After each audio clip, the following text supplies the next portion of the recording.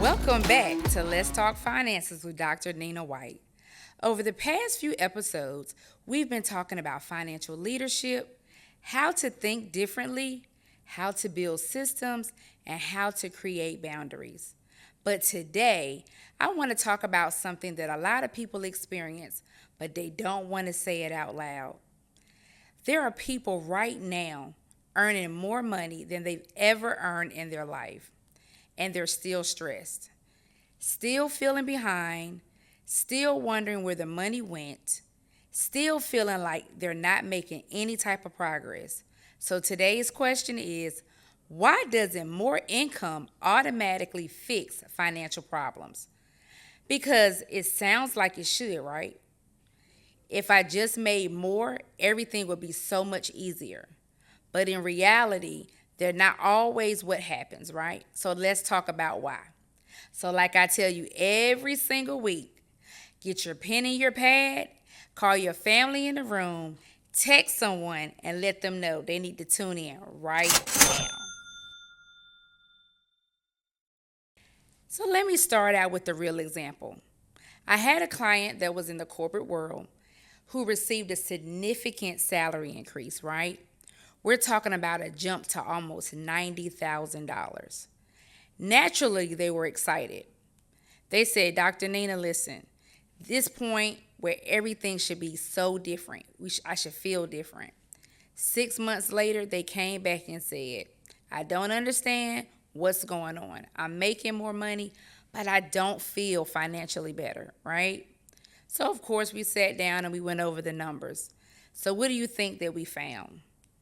Now that he has gotten an increase, some other stuff started happening. Started spending money, right? New apartment, new car, more dining out, more travel. Nothing extreme, of course, but every single thing increased slightly. So when you start to slightly increase, what happens, right? So nothing was adding up to him. He still figured like, hey, I make all this money, but I'm still like in a bind. So even though the income went up, so did the lifestyle. That's what we call income illusion. You ever been to one of those illusion museums and things like that? It becomes an illusion. More money creates the appearance of progress without actually creating the progress, right? So let me give you another example. A business owner scaled their revenue quickly, went from about $120,000 to over $300,000 in 1 year. Sounds amazing, right? But when we received their finances, they were still struggling with cash flow. Why did this happen? One, because expenses scaled with revenue. So your expenses also went up. No structured saving plan. No consistent profit allocation. So more money came in, but it went right back out. That's not growth. That's movement without direction. You'll recall me talking about this. We're talking about the budgeting piece. We're talking about structuring your business correctly. So even with all of that, even when you think about increase, even though money has increased, people start living in that lifestyle, start to live beyond those means, right? But they got a budget and they didn't do that. So this is what happens. So it's like, hey, I'm making $90,000 and I was actually, budgeting maybe 30,000 or so. Now you're increasing everything because they're not thinking wisely. Remember how I always talked about that mindset piece when it comes to money. You got to think differently when it comes to money. So even though you get more money, you still got to put that in the budget. It still has to fit in, right? So here's the key. Income is not the problem. structure is. If your financial habits do not change, more income just makes the pattern so much bigger. It doesn't make it better, okay? So now let's talk about something else that happens. This happens quietly, right? Lifestyle inflation. This is one of the biggest reasons people don't feel financial progress. And it doesn't always feel like overspending. It feels like you're upgrading your lifestyle. So let's give you a scenario. A client told me, I worked hard to get here. I deserve to enjoy it. Oh, I've definitely heard that a million times. And they were right. You're absolutely right. You do deserve to enjoy that. But here's what happens over time. Your rent increased by $800 a month because you went and got what? A new apartment, right? Your car payment added, more frequent travel, and higher everyday spending. So it's like, hey, I got this money, I can do what I want and everything like that, but you gotta include it in the budget. Individually, each decision, of course, it made sense, right? But collectively, it didn't. Their fixed expenses increased significantly, right? So now, even with the income, they had less flexibility. So even though everything increased, even though their income increased, their expenses also increased. Because again, we want to reward ourselves, right? We want to go buy something new. We want, you got your dream vehicle. I done told you all my dream vehicle is a Jaguar. So when I get it, you all gonna know, Miss Nina done it, right? But this is the thing, you still gotta include it, right? In everything that you do. So it's less flexibility. Let's talk about another one because I love giving you all examples because if you hear it, if you hear the examples and then you can kind of put yourself in that position, right? You might say, well, okay, you have your own example of whatever it may be, right? So we have a young professional moved into a new social circle. How about that? Them circles, right? A different lifestyle, different expectations. Now they're doing group dinners, trips, events, and they told me, I feel like I have to keep up. I talked about that last week, right? That pressure is so real. And it's not always spoken about. A lot of people don't talk about it, but it influences your decisions. One thing that we know in life, your circle, the people that influence you, those things are impactful when it comes to your lifestyle. So again, so now they're like, I want to keep up. I want to do what everyone else is doing. I don't want to say I really don't have the money, but I want to fit in. I don't want, I'm now in this new circle of friends, new circle of business, whatever that may be for you, but even with that, you have to speak up. And you don't have to say yes to everything. You can learn how to say no, right? And it's also, like I stated, it influences your decisions. Anything. One thing we know is that are so important in our lives is, the type of income that we have, the people that we may be in relationships with. These things impact your life. And so again, you still got to think smart. You still got to think smart when it comes to money, no matter what. No matter if you're in business, if this is just individually, you have to think smart about how you spend your money, okay? So let me say something important. Lifestyle upgrades are not the problem. They're not, right? Unintentional upgrades are. If your lifestyle increases faster than your structure, you definitely are going to lose control. So, and when you lose control, what happens? Decreases. When you lose control, everything decreases. Your stress increases. Now, remember I talked to y'all about that good stress, bad stress.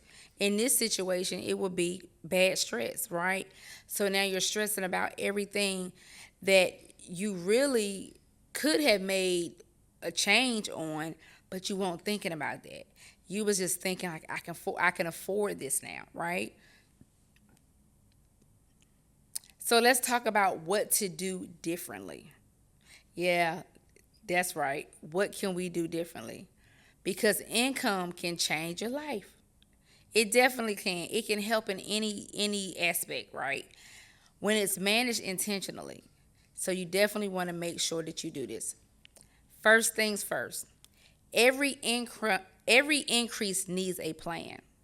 Okay? Not later, immediately, before the spending adjusts. Because again, we get this money, listen, we're fresh out of tax season, okay? People have gotten large lump sums of refunds, money that they only get once a year because it's tax season. And so they didn't think about budgeting. They didn't think about, let me like put this in a plan or nothing. All they knew was, I'm getting all this money and I'm getting ready to go buy me a new car. Or I'm getting ready to move, I'm getting ready to upgrade. Or I'm getting ready to go shopping. Whatever that looks like for you. I didn't have a good Christmas, so now we're gonna go, spending, and I'm gonna get my kids everything they want. All of those things. So with all of that being said, you know, people get all of this money, they don't factor it in. It doesn't become, you know, in the budget. They don't think about it. They don't put nothing in savings. They just spend it. Then once it's gone, it's gone. And what happens usually, and I see this all the time, right after tax season, the dealerships, listen, they are excited to see you. And within about 3 months, those cars are being repoed. Why? Because you wasn't thinking ahead. You weren't thinking ahead. So you ask this question: what percentage will go to savings? Right? This is, you're talking to yourself. What percentage will go to investing? What debt can I eliminate faster? You got all this money now. These are the 3 questions you want to ask yourself. And if you don't decide, your lifestyle will decide for you, right? Again, you're talking about, okay, I got this money, right? Remember I told y'all last season, 50-30-20 rule. This is where it comes in at, right? So you got this big bonus from work, big increase. Now what? Think about it. Okay, I've already been investing, maybe about 10%. So maybe I want to go up to 15% or 20%. Put that in there. Savings. Hey, maybe I just throw an additional $3,000 over here into my savings. What debt can I eliminate faster? What do you have? What's the smallest debt that you have that you can pay right now, right? What can you do? Go ahead on and take care of it. Maybe you might have something that's sitting out there that may be $300 or $400. Knock it out. $1,000. Knock it out. Go ahead and pay it, because why? You have the money, right? So we want to eliminate that debt real quick. Why? So that we can increase our savings. Come on now. So again, it will, if you don't do it, your lifestyle it'll do it for you, okay? Secondly, separate growth from comfort. This is huge, right? Every dollar doesn't need to go toward comfort. And that's what happens. We get all of this money and it's like, hey, I'm getting ready to go here, there, and everywhere. My dream vacation is Dubai. Everybody pronounces it their own way. Dubai for Nina White, okay? My dream vacation. But that's not going to be the first thing on my list. If I get an abundance of money, that definitely isn't going to be the first thing I want to do. It's like, I'm going to Dubai. No, I'm going to take care of some debt. I'm going to get myself out of debt, right? Same thing I teach you all every week. I'm going to do the same exact thing. So some dollars should go towards, business assets, right? Creating stability, reducing that long-term risk, right? This is what you want to do. This is how you build the wealth. Remember, we was talking about that. We got to build wealth. Business owners, you're leaving something for your children's children, right? You're leaving an inheritance for your family. You got to think smart, right? And the other thing is, we want to work smart, not hard, right? So let's talk about some examples here, right? So you have a person who received a bonus. Instead of spending it immediately, what happens? They get still and they say, you know what? Let's divide it. So what happens? 40% savings, 30% investments, 20% debt reduction, and 10% personal enjoyment. They still enjoy their money, but they also move forward. That is what we call balance, right? So listen, all of that, what I'm telling you, it still results back to the 50-30-20 rule. So they took time to say, listen, this is what I got to do. Still was able to enjoy it. I tell business owners right now, they'll say, I'm not making any money. I'm not getting any money back right now. Okay, fine. We understand that. However, pay yourself. Sometimes you can't get on salary right away, but you do want to take something. Do it owner's draw. Pay yourself a little bit of something so you can enjoy, like, my business is doing well or what have you. And usually, like I tell most business owners, between that third and fifth year, that's when you're going to start to see the return on your investment. So, and we don't look at it as, oh, I spent all this money on my business. No, you invested. You invested yourself. You invested your personal income, personal money, your savings that you may have saved up. You invested it into creating a business. So don't look at it like, oh my gosh, I spent all this money, right? So you still can create balance, right? Third, build a system that grows with your income. If your system stays the same, but income increases, you'll outgrow your structure. That's where things break. So your system should always evolve. More income equals more intentional allocation, right? Fourth, track your progress, not just the income. Stop measuring how much did I make. Start measuring net worth, savings growth, debt reduction, investment contributions. That's the progress. That's the real progress right there.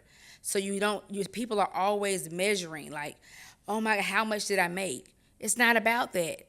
It's not how much you made, but now you're making a change. It's the structure piece, right? So again, let's just kind of recap really quickly and gotta go back because again, I want you all to get this. Once you watched it, go back and replay it because you have to get this. This consistency is the key to breakthrough. I keep telling you all that. So we want to make sure that this is what happens. So remember, you always want to make sure that you ask yourself those questions. And remember the illusion piece. Some things become an illusion, but you also just want to ask. You want to ask yourself, what percentage will go into savings, right? What percentage will go to investing? And what debt can I eliminate faster? So you got a huge increase. You know you got some debt somewhere. Now, hey, some of you might be debt free, and kudos to you, okay? But we still got some people that's trying to climb out of that hole. What I had a conversation last week, it doesn't take long to get in debt, but it takes forever to come out of it, right? I recall 18 years old, credit cards coming in. My mom didn't explain it to me. I just started applying for everything I saw and was just swiping away, swiping away, swiping away. Immediately, I have put myself in debt at 18. And now, all these years later, I'm pulling myself out of that, right? Out of that debt. I remember pulling my credit report, and it was stuff up there for like $30. I'm like, really, Nina? But who was thinking about that? Because nobody told me. So now we get a large amount of money, and this is what we got to do. Because remember, as I keep reminding you all, that 50-30-20 rule, it all relates to this. It all relates to this, and regardless of the situation. So you're talking about savings.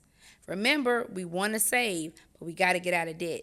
Now, you can kind of do both at the same time. Put maybe a couple dollars over here for savings and take care of that debt. But the thing you want to do is start with the smallest one first and then pay it and then move on up and start paying them off until you get them all paid off. And then now you can start building that wealth, right? So again, we don't want to cause stress. We want to be able to build assets, create stability, and we want to reduce the long-term risk. And that one thing again, well, not one, it's 40% savings, because this person did this, right? They took time, they got a bonus, and they said, I'm going to put 40% in my savings account. I'm going to invest about 30%. I'm work on 20% for debt reduction, and I'm going to enjoy myself with 10%. You see how that's broken down? That's still 100%. All together, you just divided it up, right? We want to make sure that we're balancing out. So, you remember what I said? First thing first, every income needs a plan, right? When it increases, you still need a plan. Secondly, separate growth from comfort. A lot of times people get comfortable. Sometimes you got to get uncomfortable. Get outside of that box, right? Can't stay stuck. Get outside of it. The next thing we said was build a system that grows with your income, right? Build that system. What does that system look like for you? Everyone's system is different, but build it so that that increase can fit where it belongs. And then, of course, fourthly, you want to track that progress. Not just tracking your income, but track the progress of what you've been doing with the income that has increased. So you want to stop measuring all that. How much money did I make? I still hear that. How much money did I make? Or I spent all this money trying to build my business. It's an investment. It's an investment. You have to think about the way you look at money. Change your mindset. CEO thinking. Remember that?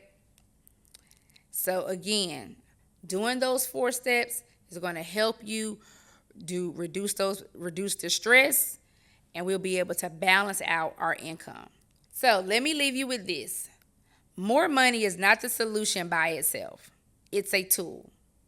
And like any tool, it depends on how you use it. You can't take a screwdriver and use it for a hammer. The screwdriver is meant to screw in a screw. A hammer is meant to nail something or hit it till it works. Get a nail and hit the hammer. That's what it's for. You can't use the screwdriver for a hammer and a hammer for a screwdriver, right? Use it for what it is. If you don't have the structure, more money creates bigger problems. If you do have the structure, more money creates opportunity. That's the difference. That's called financial leadership. So, if you're ready to turn your income into some real progress with structure, strategy, and clarity, you already know M&D Accounting is here to help you.